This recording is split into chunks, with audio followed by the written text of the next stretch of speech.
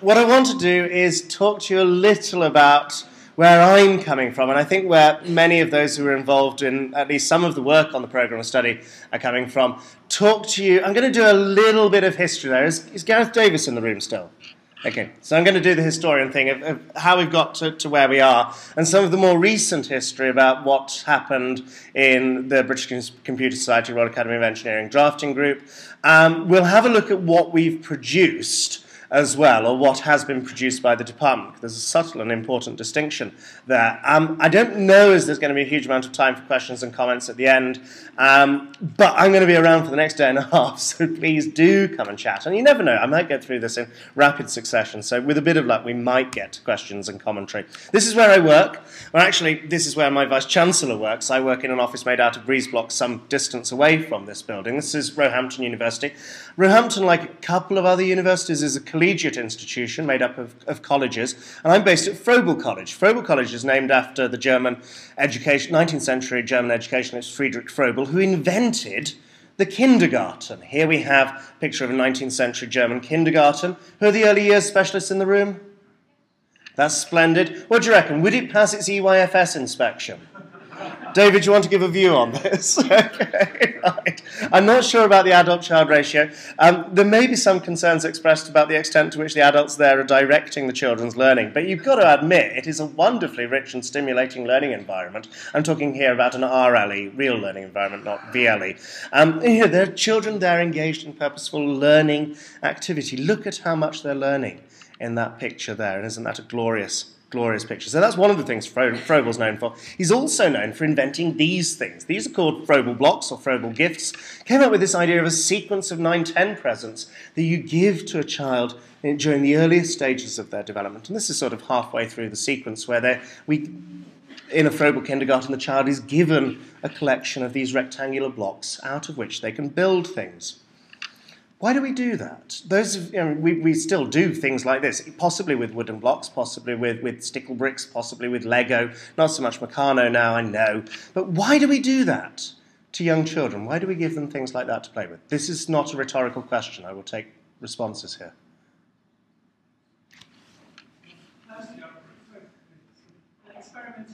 Absolutely. Why do you want children experimenting? Surely they just need to be told things. Yeah, that's a really good answer. Anybody else want to go with that? Ian? It does possibly keep them occupied, yes. The school has free childcare, and there's Peter. Because Richard Naace says so, therefore it must be a good idea. On the whole, yes. Right.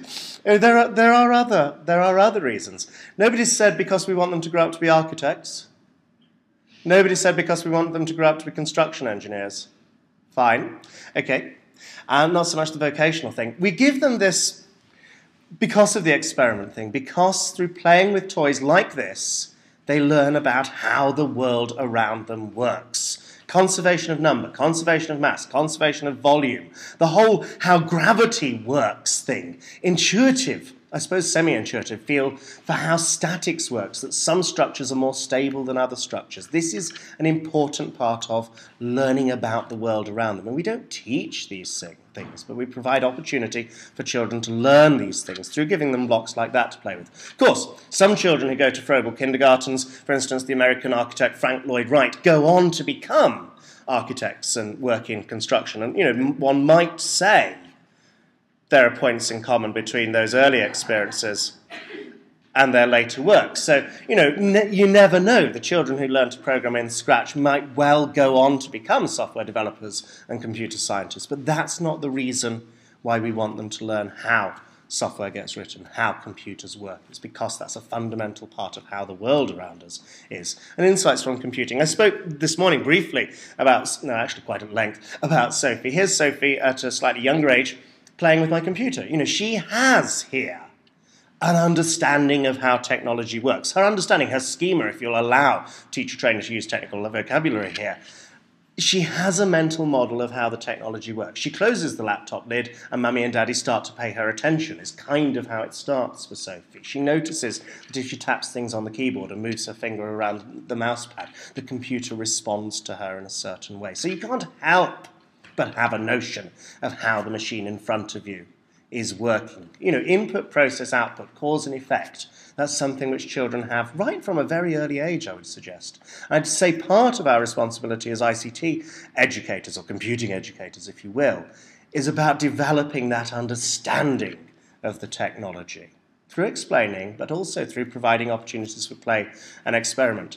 Writing back in 2007, Green and Hannon for Demos got this kind of right, in my view. Okay, you know, those who are sitting close can throw things if I mention digital natives again. You have children there. By the time they leave primary school, because of the great work that we as educators do, are pretty good as information gatherers. You know, which Year 6 class, when you go in and say, could you research about, will they not immediately go to a search engine? And when I say a search engine, you all know which one I mean. Okay? Which of the children in Year 6 are not good at staying in touch with their friends at Facebook, or they shouldn't have Facebook in Year 6, I know, but they're allowed Twitter in Year 6, interestingly, if you check the terms and conditions, or on their phones, or on their MSN. Is MSN Messenger still around? People still using that? They have ways of keeping in touch with their friends, not so much email, I know. But they don't so much do the last two things then. They're not as good at being creative producers of content, at being the digital pioneers that Green and Hannon were seeing as the sort of top-level skills there. So let's meet them where they are and take them on to somewhere new, which is what TFL does. You'll all have heard, I'm sure, about assessment for learning. I've got a new idea for you. Teaching for learning, yeah? Meeting children where they are and taking them on to somewhere where they wouldn't have got otherwise.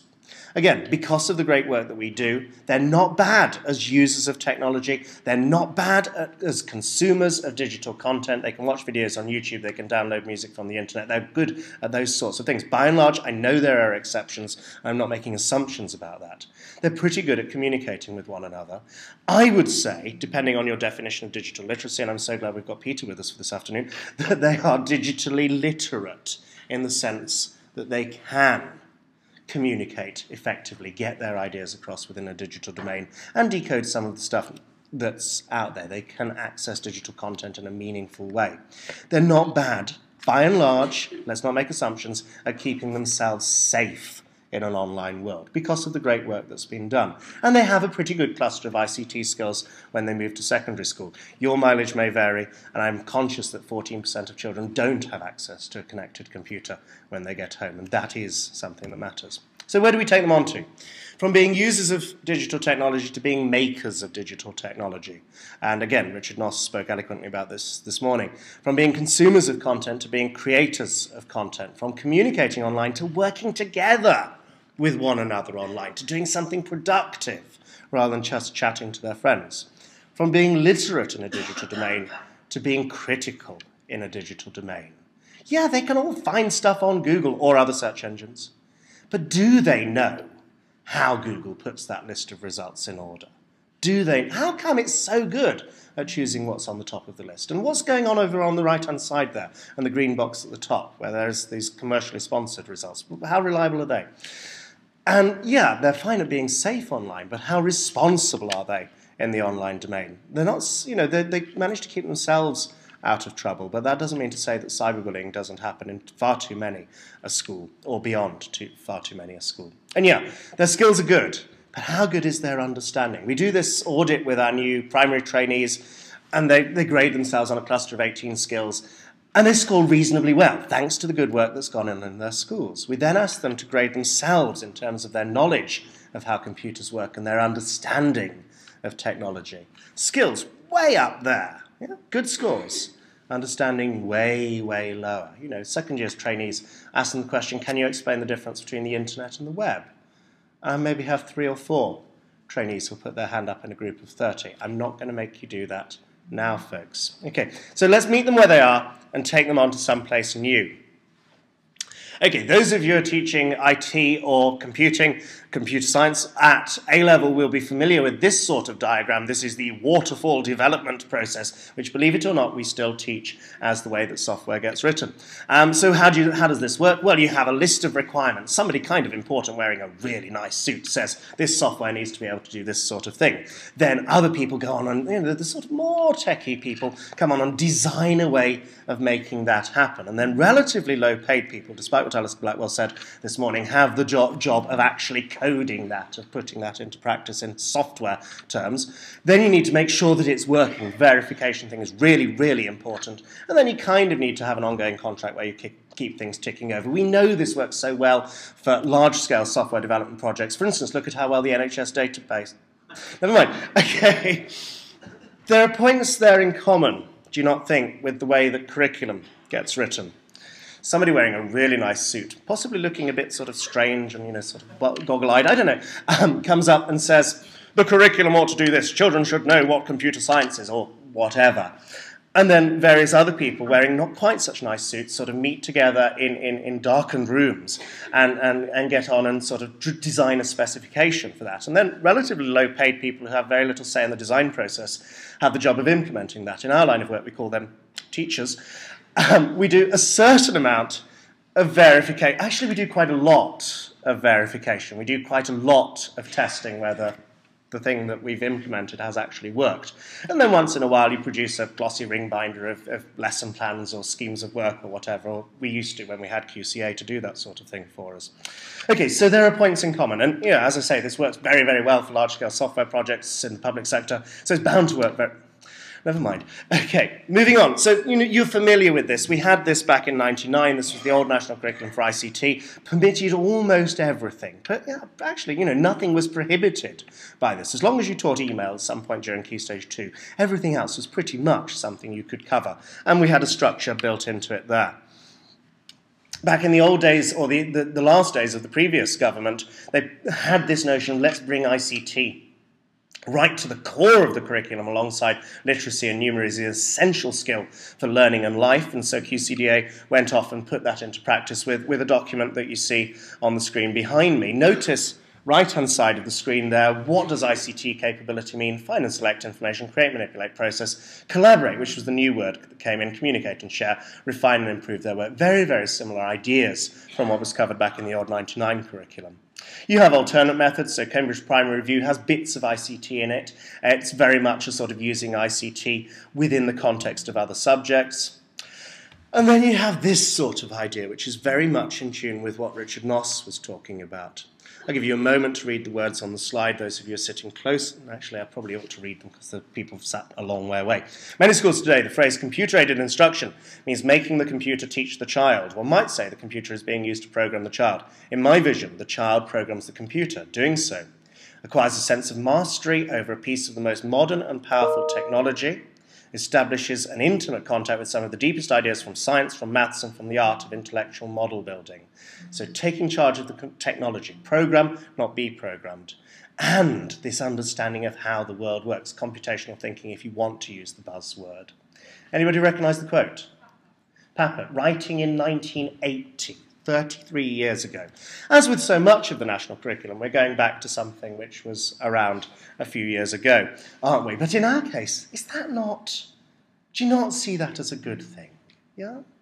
Children taking charge of the technology, not spending lessons sat in the ICT room, as I hear too many stories of, just going onto websites and doing games which are reinforcing their learning across the curriculum. It's fine, it has its place, but I don't think its place is in an ICT lesson in a primary or a secondary school. And then we bring this up to date. So Ian Livingston writing and Alex Hope writing in the Next Gen report, recommendation number 1, this was a report commissioned by the Department of Culture, Media and Sport, DCMS. Recommendation number 1, how can we have a really vibrant UK games and visual effects industry? We need to have computer science on the national curriculum as an essential discipline. Okay, we had programming always there, but it was possibly more honoured in the breach than the observance, as David's people have reported. And then somebody like Eric Schmidt, Google's executive chairman, speaking in Edinburgh, this is the test for the technology, isn't it? I should just be able to click on that and we should hear him. I was flabbergasted to learn that today computer science is not even taught as standard in UK schools. Now, your IT curriculum, by the way, focuses on teaching how to use software, but it doesn't teach people how it's made. This risks throwing away your great computing heritage. Thank you. And as I say, not entirely fair in that we did have programming on the national curriculum, and I thought, spending a little time with a search engine would have shown that. But, nevertheless, the point is, let's focus our attention more on the computing and less on the technology. So then after that, the national curriculum, the expert panel sent away by Gove to make recommendations for how the national curriculum moves forward, and they say, ICT, no, don't like that, don't like that. Don't understand what ICT means. Lacks sufficiently disciplinary coherence to be stated as a subject. So we recommend, expert panel, that information and communication technology is reclassified as part of the basic curriculum, which means schools still have to teach it as a statutory duty, but they get to choose exactly what they teach. Something of a contrast between those two perspectives. And you all know the story. The Secretary of State stands up at BET a year ago and makes this speech. And again, it's a bit of luck. Imagine.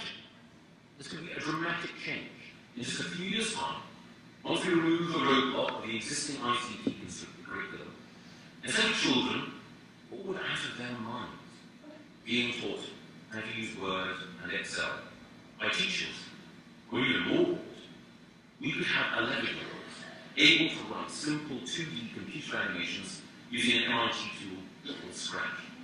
By 16, they could have an understanding of formal logic previously covered only in university courses. They could be writing their own apps for their smartphones. This isn't an airy promise from an MP. This is a prediction of experts like Ian Livingston, who have already built world-class companies from computer science. Now, these new computer science courses will reflect what you all know. The subject is rigorous, fascinating, and intellectually challenging. After all, founder of Facebook, Mark Zuckerberg. A drink at this point would help. Okay, so you have that there, and for good or ill, he had this wrong idea of what was going on in many school ICT lessons, and it seems a shame that it's predicated on that. But there is the political will to move the focus from user skills to an understanding of computer science, of the programming things. And let's not confuse both programming and computer science. So where do we go? The day after that, the Royal Society report commissioned by university computer science faculties and Google and Microsoft Research and various other big players say that what we need to do here is rebrand the subject, so move away from ICT to a subject called computing and have that seen as having three core aspects: digital literacy, which they interpreted in a very narrow sort of way, information technology and computer science. In fact, the report actually says digital literacy is the only bit which ought to be a statutory requirement. But nevertheless, this conception of computing as the subject with these three aspects to it is something which people do take seriously when the Royal Society say so. There's the diagram. That was one which made us feel all warm and fuzzy inside, wasn't it, Alison, when we got to see that in the report? ICT, bad! All of these lovely new things that we're moving on to. Look how small digital literacy is. I'm sure that's just about the scale, isn't it? Okay. So then, Gove says in the BET speech, the problem is the ICT curriculum. I don't think most of us in the room would think that it was the ICT curriculum where the problem lay. But the best way of solving this problem, let's get more computer science into school, is to disapply the programme of study and let schools do whatever they want. I'm sure all of the schools that you're working in or with have started doing lots more computer science because now they're freed up from having to teach the national curriculum. I'm getting there's laughter emerging from the room. So we at Naace and plenty of other people wrote back and said, look, that's not the way to do it. If you want to see computer science, if you want to see programming on the national curriculum, you kind of have to, happening in schools, you kind of have to put it into a statutory programme of study so schools know that that's what they've got to teach or what they're expected to teach. So how's he going to go about that? Differently from how all of the other subjects have had their national curriculum produced or programs of study produced. All of the other stuff has kind of happened behind closed doors. For ICT, as far as I can tell, uniquely, it's been at least a semi-open process. So August 2012, the DFE invites the British Computer Society and the Royal Academy of Engineering to act as honest brokers, to coordinate the drafting of a new programme of study by bringing together stakeholders from across the sector. Small working group to write the first draft, get that published, see what people think to it, and then revise the draft in the light of the feedback received. Hand that into the DFE in the form of expert advice, and of course the final decision as to what the programme of study is to be rests with ministers at that point. So that's the plan, and that's pretty much what we did. So August invitations were sent out. Naace was asked to be part of this process. We were invited to submit our own straw men, gender-specific language, let's not worry about that, proposals of what we thought it ought to look like from an individual or a personal perspective. Then the memorandum of understanding was signed defining the terms for this group that were working together. And we went through a process of iterative development. Simon Peyton-Jones, who was chairing the group, works for Microsoft Research and chair of CAS, said, I think, never have so many people spent so long over so few words. We were asked to produce just 2 sides of A4 after all. So these go round and round and round. A number of emails bouncing to and fro. We didn't quite know, actually, I do remember a meeting where we talked about where the commas should go, so we did get down to that level of detail, and they've got it wrong, but never mind. Okay. October, a little more development, then meeting in a basement room at BIS, chaired by David, well, the last half hour or so was chaired by David Willits, where, representatives from a large number of industry groups and wider sort of stakeholder community got to chip in their view, and we published the first draft at that stage, and got feedback from Naace members and got feedback from a whole group of lots of other people there. And I think that was really positive. We had a consultation meeting at the Royal Academy of Engineering, and then a second drafting group with more representation from industry was formed. We handed the thing in at about 4:45 on the 30th of November. So, met our deadline. We really did. The DFE take that in, and at that point the DFE asked for some more expert advice, and they go back to the BCS and Royal Academy of Engineering on that. So, various folk represented in the first drafting group, including some teachers. Nobody, I think, working as a primary school teacher was part of that group, but, I've got primary expertise. Peter's worked in primary schools once upon a time. So there was some contribution from the primary phase, as well as plenty from secondary schools at that point. And then a larger, as I say, second drafting group with more representation from industry and from universities at that stage. All of this is on the BCS's website, bcs.org/ICTPOS, if you want. They've also produced, so on that site, what you can see is the draft programme of study that we produced at the end of November, which represented something around which at least there was a degree of consensus. Not everybody in the room would have been happy with every bit of that, I know. But at least there was a modicum of agreement around that. We also produced, as well as 2 pages of national curriculum, 9 pages of advisory notes. And, think about that for a moment or two, okay? As well as a document describing what I've just spent, far too much of my time talking about, which was the process that we went through.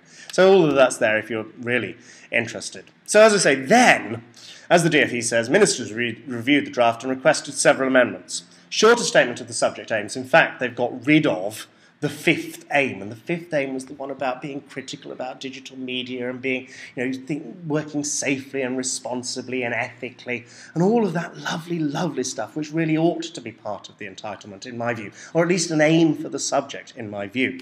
Increasing emphasis on computer science and programming content at key stages 1 to 3, stronger links to the maths curriculum, not quite sure how that's been implemented, but never mind, and digital skills content to be edited and condensed. These are interesting synonyms, aren't they? Condensed. Okay, department officials work with appropriate experts to make these changes. Final version published 7th of February. I'm not one of the appropriate experts. I'm certainly not either appropriate or expert. In fact, the people that they consulted with was the BCS and the Royal Academy of Engineering, and I believe CAS were involved as well. So this is what's on the BCS website about this, and similar statement on the Royal Academy of Engineering. DFE invited the Royal Academy of Engineering, BCS, to develop a new programme of study, made clear that it's treated as expert advice, and the DFE reserved the right to amend the final draft. In December 2012, after the draft had been submitted, the Academy of Engineering and BCS asked for their advice on how to amplify the computer science component in order to emphasise that teaching computer science is of paramount importance. So that's quite clear that that's where ministers believe the priority ought to be in the new programme of study. Draft programme of study published by the DFE, as you see, closely reflects the additional expert advice provided by them. So they're taking responsibility for the changes that were made. At 7th of February, we replaced the old ICT curriculum with a new computing curriculum. I think quite a lot of us were somewhat surprised by this change of name thing, because we'd been told that this kind of required statutory legislation. It doesn't require statutory legislation. The Secretary of State can pretty much make the curriculum whatever he wants it to be. you might mull that over. It's good that we live in a benign liberal democracy at the moment, isn't it? Okay. And we had help from Google, Facebook, and some of Britain's most brilliant computer scientists, and me, I suppose. But, you know, do you remember Facebook at any of these meetings? They must have been there, because Mr. Gove said so. So they were there. So. And possibly that, yes, sort of like the new curriculum, or not. Okay. The computing curriculum. We have this three-part structure to it, as you saw in the Royal Society recommendations, and that's there. You kind of have to look for it. It's hidden inside prose rather than bullet points. So you've got the essential engineering discipline of science and engineering discipline of computer science, pupils being able to apply IT to create products and solutions, good thing that, and a computing education also ensuring that pupils become digitally literate, use and express themselves through ICT at a level suitable and has active participants in the digital world. I don't think there's anybody who's going to object to that. You're welcome to do so, but only until the 16th of April. The aims are characterised in 4 ways, and I think this is interesting, that you have this division in the aims there between the fundamental principles of computer science, the understanding of the technology, the understanding of computability, if you wish, and then the craft of writing computer programs. So don't confuse the programming bit, which we've always had, with the computer science stuff, which is, I think, kind of new this time round. Okay, and then, of course, about being able to evaluate and apply IT. And also, we have being competent, confident, creative, and responsible users of ICT. I'd like you to hold on in your minds to that first and fourth word of the final yellow bit, responsible and creative. Okay, that's an aim for the subject. In fact, if you look at the aim for the whole national curriculum, it's something about being able to appreciate human creativity in all of its forms, or something lovely like that as one of the overarching aims. So hold on to responsible and creative. And then we get into the detail. Now, I really don't know what's the best way to do this. It's not what I think. Yeah, you know, there's too much text to put on the slides. It's all there online if you want to look at that. But, you know, look at the split there. You've got 3 points which are very, very clearly about the computer science and programming stuff in Key Stage 1. You have that word algorithm in there. We could spend the next quarter of an hour talking about that. No, let's not do that, okay? Interestingly, the 4th bullet point, organise, store, manipulate, and retrieve data. Our cool cutting-edge practitioners who've looked at this and said, yeah, we can do that.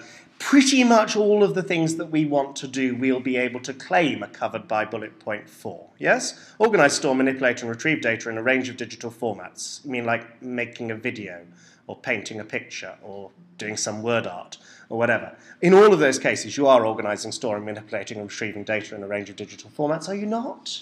Yeah? And of course, remember, this is a minimum, not a maximum. If it's not on the list, you're still allowed to teach it. Okay? Be really very, very clear about that. Anything not on the list, you're allowed to teach. You've got to teach the list, but you can teach anything else as well. Oh, and I've got a view about point 3. Use logical reasoning to predict the behaviour of simple programs. You mean like playing a computer game? If I do this, then I'm going to get points and move on to the next level. I think game-based learning is allowed explicitly by point 3. And then we have an e-safety statement in point 4. Could you all point with your finger, please, and I mean your own finger this afternoon, to where creativity, which remember is an aim for the National Curriculum Programme of Study and the National Curriculum, where is creativity on this list, please? Point now. Come on, folks, join in. They're not pointing. Nobody's pointing. So it's... Yes, of course it is. Manipulating in a creative sort of way. Writing programs in a creative sort of way. I feel there's a disjoint there, and Richard Naace, of course, this morning sees a disjoint there between the aim to have creative users of technology and the entitlement to be taught to use technology creatively at Key Stage 2. At Key Stage 1. Here's Key Stage 2 for you, so similar sort of thing going on there. First 3 bullet points, really very clearly that sort of algorithmic stuff, the programming stuff, and then the thinking about it, the computational thinking that's going on there. So you have that sort of threefold coverage of computer science, including programming, in there.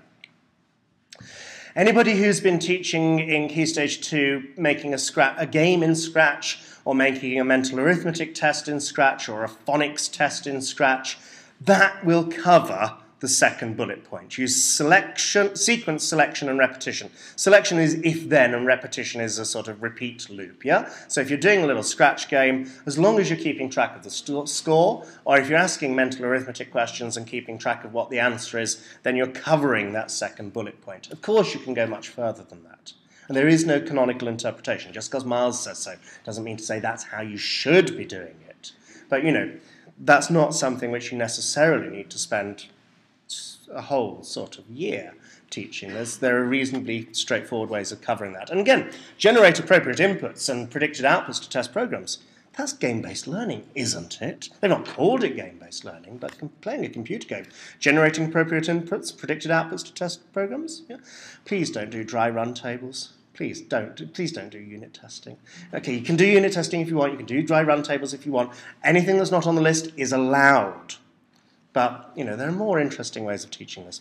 Understand computer networks, including the internet, can provide multiple services such as the World Wide Web. I don't think there's enough about the World Wide Web here, but, you know, that could be a fault of the first draft and second draft too, to be fair. But, you know, the HTML stuff that Alistair was talking about this morning, you can cover it under that point, I'm sure. And, you know, my question to my year two is about what's the difference between the internet and the web. Well, that's there for you if you want it to be. This is new. This was added on since it left us, and I would very much appreciate advice from people in the room other than Ian, who's given me lots of advice on this point already. Describe how internet search engines find and store data. I'm perfectly capable of describing how internet engines find data. I can talk about web spiders, and I can talk about following links in a semi-random heuristic sort of way. Describing how an internet search engine stores data is seriously tricky stuff. Could you put your hand up, please, in the room if you've heard of Bigtable? Thank you very much, both of you. Could you put your hand up, please, if you know what the Google filing system looks like, or Google file system looks like, the GFS? Okay, Ian's going to be responsible for that. That can't be what they mean. It really can't be what they mean, explaining Bigtable and GFS to 10-year-olds. But it's what they've said. Now, you know, I'm going to just show some colour pictures of Google data centres and, you know, spot the stormtrooper. It's really lovely stuff. But, you know, describing how an internet search engine stores data is not an easy thing to teach. It's not an easy thing to understand. Never mind. But that's been added on since it left us. And again, you know, the challenge to the people in the room is point with your own finger as to where you find the creativity on these statements. Yeah? And again, there is the catch-all one at the end there. Select, use, and combine a variety of software, including internet services, on a range of devices to accomplish given goals. Can you think of anything you've been doing in an ICT lesson ever which is not covered by that final point? Okay? My friend Ian Addison showed this to the children he teaches, and they said, Mr. Addison, do you mean like using stuff on stuff to do stuff? I said, yeah, I think that's pretty much it. Using stuff on stuff to do stuff. Okay, so if you're using stuff on stuff to do stuff, that's on the national curriculum. I suspect we may spend longer on that than we may spend on some of the other points. Remember, the Secretary of State is not allowed to tell you how long you spend on any one bit of this. He's specifically prohibited by law from doing so. You can't allocate timetable time. Key stage 3, lots more computer science, certainly lots more than when it left us. I don't want to go through this in too much detail. Understand at least 2 key algorithms for each of sorting and searching. There's my interview question. We're recruiting for a secondary computer science senior computing education lecturer at the moment. If you want to see me afterwards about that, interview question.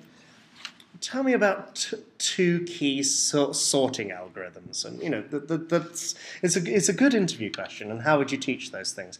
2 or more programming languages, one of which is textual. Notice it uses the word programming. If it said coding, we could do Scratch and HTML and have some really lovely things going on. Because it says programming, we've got to do Scratch and Logo, or Scratch and Python, or Scratch and JavaScript. Not the end of the world. It really isn't. But HTML ain't programming. And Boolean logic, now there's a blast from the past. Appreciate how search engine results are selected and ranked. That is there. That used to be on Key Stage 2. They've moved it up to Key Stage 3. Is Richard Naace still around? Okay. You know, I was there in the room. We had people from Google in the room. They kind of know how search engines put results into order, and I think we did mean at least some grasp of page rank. But remember, there is no canonical interpretation to this. You interpret the words how you want to. And more from Key Stage 3. Sorry, this is more computing or computer science bit. That's all programming and computer science. Some more programming and computer science bits on Key Stage 3. How the hardware and software works, how instructions are stored and executed within a computer system. Are we talking von Neumann architecture? Are we talking store-execute cycles here? This is advanced stuff. Explain how data of various types can be represented and manipulated in the form of binary digits, including numbers, text, sounds, and pictures. MP3 compression? Please, not MP3 compression, at least WAV files or something like that. Be able to carry out some such manipulations, wait for it, by hand. Nobody would have detected the hand of the Secretary of State in drawing up a document like this. You've got these computers, but you can do it all by hand. You really can. Okay, remember, it is about understanding, not necessarily just about skills. And then we get to the other bits. Okay, let me just draw your attention. 4 bullet points, 3 bullet points, all of which computing, that's 7 in all, and then we get, computer sciencey type things, and then we get on to, oh look, creative projects at last. We've had to go through a lot of slides before we got the word creative in there, didn't we? Selecting, using, combining multiple applications, blah, blah, blah. So we have got creativity. Oh look, more again. Create, use, reuse, revise, repurpose digital information and content with attention to design, intellectual property, and audience. That's all right, isn't it? It is all right, isn't it? Alison's nodding, so it must be all right. Okay. So we have got creativity there in Key Stage 3. So that's fine in primary school. Why can't we do something creative, Miss? You'll be doing that when you get to Key Stage 3 in big school. Just get on and do some more programming. Yes, fine. Okay. Whilst we're at it, though, did you spot the safety statement as we were skipping through Key Stage 3 there? Did you spot the thing about safe and responsible use, about being critical of digital media? Oh, that seems to be missing. Oh well, we'll just have to do all of the safety stuff whilst they're at primary school, and then that'll be fine throughout secondary school, won't it? Year 6. In 2 years' time, when you're old enough to have a Facebook account, please remember the following points, okay? Key Stage 4. Oh. That's another... I'm sure these are the slides. Okay, well, that's Key Stage 4. Done. Okay, that seems relatively straightforward. There was actually, in the draft submitted, a more interesting point than that, about the critical attention to digital media and how media is created and being, safe, ethical, responsible use. But clearly that's not something that's important. Okay, so David was presenting this morning. He put up the slide for what makes an outstanding ICT curriculum, some lovely bold and bullet points there. What I've got for you this afternoon is from the same document. This is what makes an inadequate ICT curriculum, according to Ofsted. A curriculum that doesn't meet the needs of significant numbers of pupils, a curriculum that's neither broad nor balanced. One in which connections between ICT experiences planned and the lives of pupils are possibly relatively weak. One where there are a few links between ICT and other subjects. One which results in pupils having a poor knowledge of how to stay safe when using new technology, for instance, those at Key Stage 3 and 4, I guess. And opportunities to promote pupils' spiritual, moral, social, and cultural development being missed from that curriculum. I'm just going to leave that up there and move on. So, if you're an academy, you don't have to follow the national curriculum.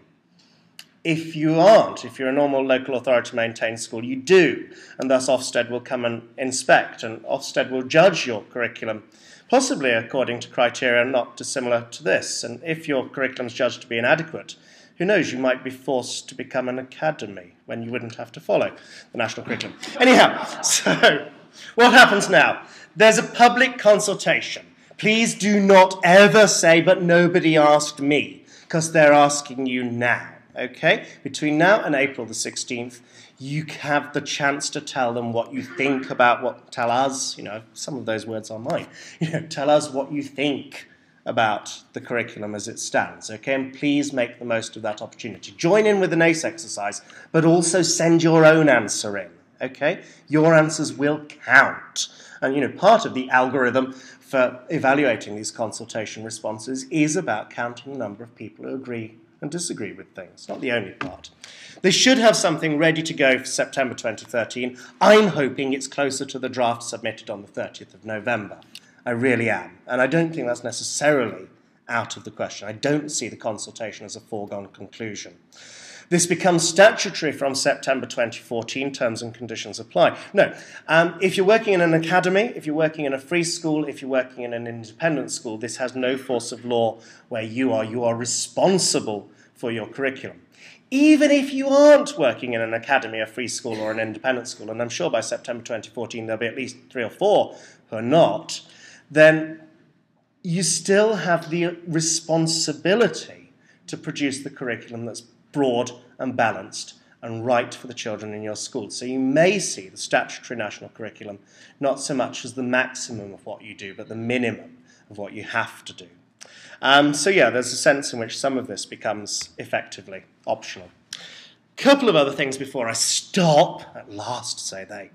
There's an interesting change to assessment in there. In the Mr. Gove's response to the expert panel, he says, in order to ensure that every child is expected to master the content, I've decided that the current system of levels and level descriptors should be removed and not replaced.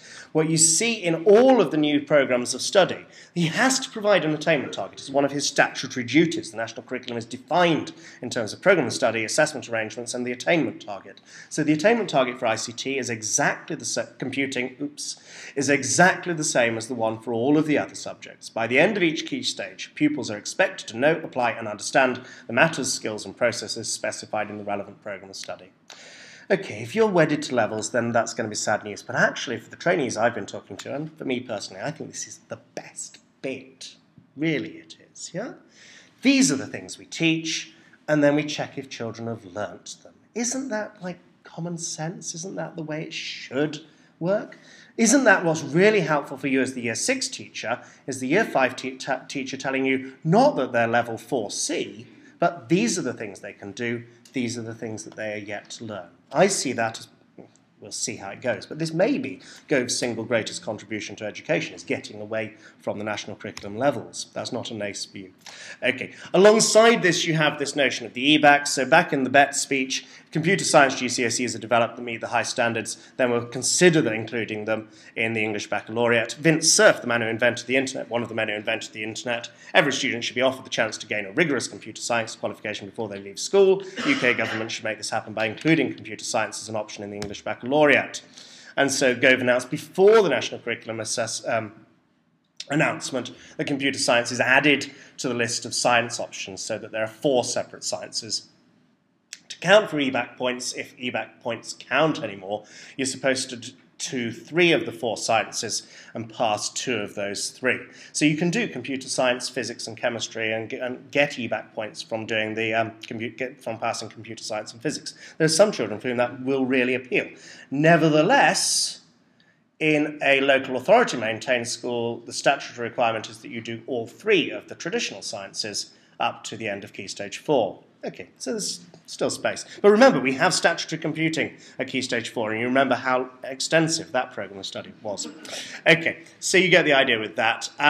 So yeah, the assessment thing is really changing, and you know, this notion of these are the things you teach, this is whether the children have learnt them, brings us, I think, into really interesting territory with things like badges.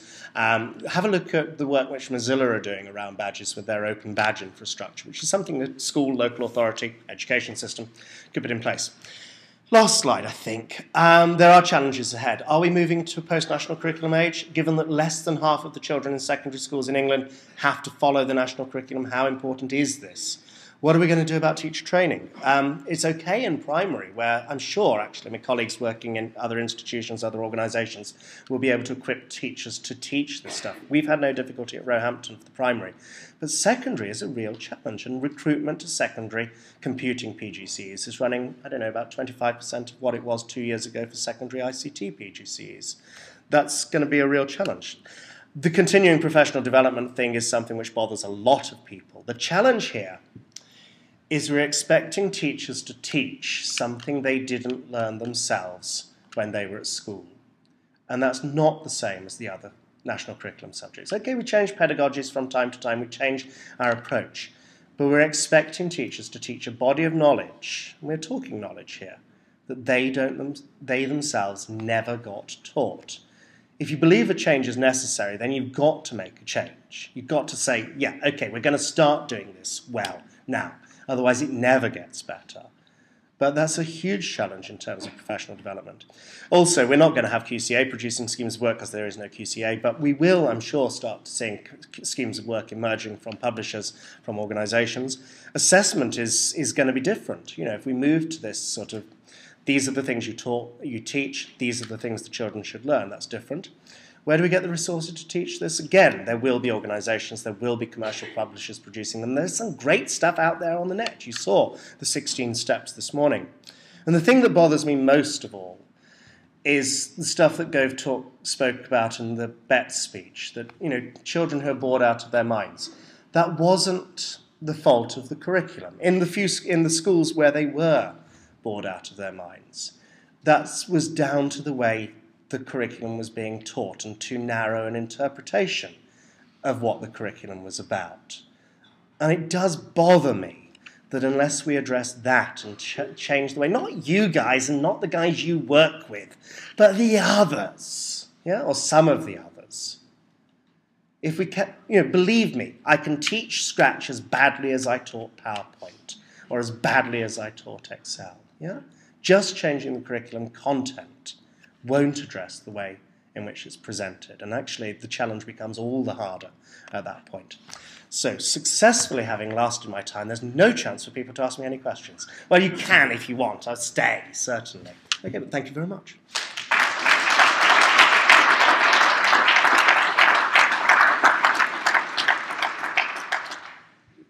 Does anybody want to ask a question whilst we're together in plenary now? David? Can't possibly get back to that slide of mine that you made much more colourful, can you? Yep, I've got the ICT skills to do that. It's a bit of a said. I just wanted to point out that at no point in that slide does it use the word national curriculum. No. And at no point does it say this only applies, this does not apply to academies and free schools. So that is what the inspectorate expects of ICT curriculum in any school. Yeah. Or, sorry, that's what we don't expect. Tweet. Okay. Yeah, and I think that's quite important. You're absolutely right, and I'm sorry if I implied any otherwise, because this is what you as a head teacher or you as a teacher are kind of responsible for. If all you do is teach what you're given, then you might not actually be fulfilling your moral responsibility to provide a curriculum which is diametrically opposed to the words on the slide behind me. Yeah? You've got a responsibility to provide the best possible curriculum for the children in your care. I think it's a statutory responsibility to ensure that that curriculum be broad and balanced. Yeah? Okay, certainly a regulatory responsibility. Yeah. Last question. I'm old enough to remember the national curriculum when it first started. Yes. Was any consideration taken in your discussions about the new curriculum, about the timescale of it? Because if I'm teaching, say, year 9 from 2014 or computer sciences at GCSE or whatever, there's an assumption that they had 6 or 7 years of that curriculum, but they won't have. We're almost going to be starting from year 1 with every single year for a few years. You've got a year next year when you don't have to teach this, but you know what you're going to have to teach. And so there's the opportunity to start phasing that in. In fact, that applies across the whole of the national curriculum. I don't know if you've read the small print, but next year the only statutory programmes of study are Year 1 and Year 2 and Year 5 and Year 6 English and Maths. All of the other programmes of study are going to be disapplied for the whole of next year. We've got a year where we can teach whatever we want. What an opportunity. I suspect many schools will be moving to the new one. But yeah, there is no attention paid to how we move on from that. This curriculum as planned provides one route of progression. You might have issues around that, but there is at least some thought being given to progression from year 1 through to the end of year 9. And of course year 10 and 11, because you know how well thought out the Key Stage 4 curriculum is. But no, there's no phasing for how you meet children who've been taught the old curriculum and then suddenly switch them onto the new. Anything else? Does anybody know what the timetable says, what we're supposed to be doing now? Can you go back to the Key Stage 2? Of course. That way. Yeah, but the bit about controlling or simulating physical systems, would you say you should do that in Scratch, or do you need something like 12? You can certainly simulate physical systems in Scratch, and you can certainly control physical systems in Scratch. The Lego We Do kit, go and see Lego in the sponsors zone, plugs straight into Scratch without any extra work involved. That said, Scratch is not the only program that's out there. And, you know, one of the criticisms that has been levelled at ICT in schools is we've taught them how to use one particular suite of software very, very well. There's a danger of interpreting far too much of this in terms of that's Scratch, that's more Scratch, that's more Scratch. So we have children who leave school, whichever school, really skilled at using a particular Office suite. We'll soon have children who leave primary school really skilled in using a particular programming toolkit from MIT.